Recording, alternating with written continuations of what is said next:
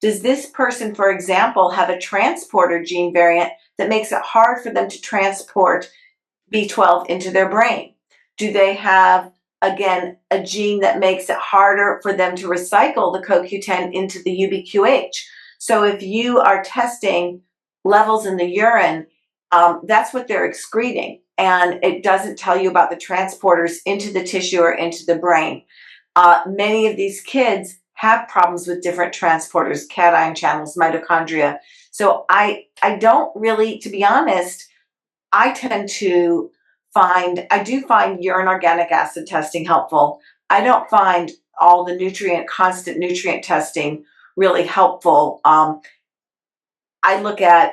try to gather as much information as I can. Obviously, I use genomics as a big part of that, but I use outcomes a lot more than what a blood level is, because the norms, think of what the norm is for vitamin D.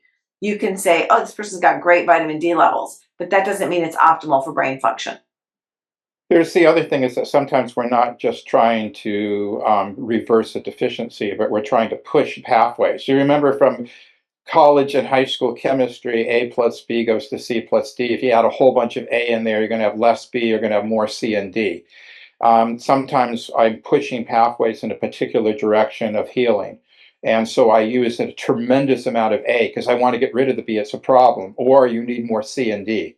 Just to go back to, that's what Dr. Boles was talking about with the cation channels, where he's using magnesium he's using magnesium as a drug to inhibit those overactive excitatory sodium channels.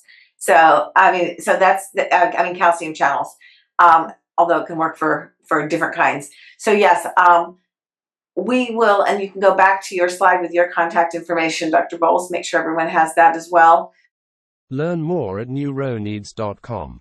Don't forget to like, share and subscribe. Thanks for being part of our journey.